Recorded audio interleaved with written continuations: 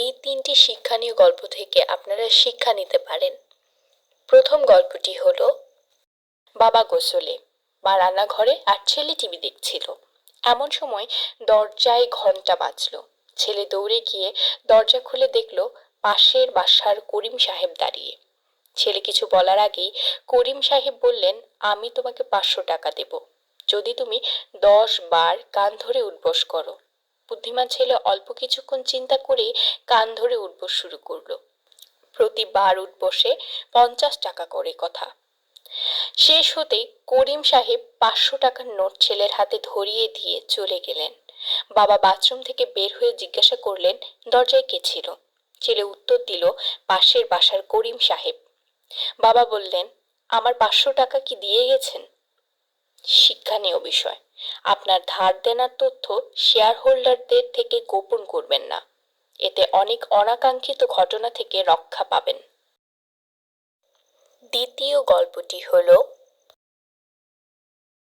শিক্ষণীয় গল্প 2। Salesman, office clerk ও manager দুপুরে খেতে যাচ্ছিলেন। পথে তারা একটা পুরনো প্রদীপ দেখতে পেলেন। তারা ওটাতে ঘষা দিতেই দৈত্য বের হয়ে এলো। দৈত্য বলল, আমি তোমাদের একটি করে ইচ্ছা পূর্ণ করব। আমি আগে, আমি আগে, বললেন অফিস ক্লার্ক। আমি বাহামা সমুদ্র পাড়ে যেতে চাই। এখানে অন্য কোনো ভাবনা থাকবে না, কাজ থাকবে না। তিনি চলে গেলেন। এরপর আমি, বললেন সেলসম্যান। আমি মায়ামি বিচে যেতে চাই, যেখানে শুধু আরাম করব।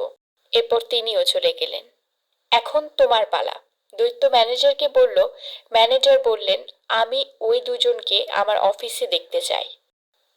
শিক্ষণীয় বিষয়, সবসময় বসকে আগে কথা বলতে দেবেন। তা না হলে নিজের কথার কোনো মূল্য থাকবে না। প্রথম এবং দ্বিতীয় শিক্ষণীয় গল্পটি শোনার জন্য অত্যন্ত ধন্যবাদ। তৃতীয় গল্পটি হলো শিক্ষণীয় গল্প 3। একটি ঈগল গাছের ডালে বসে আরাম করছিল।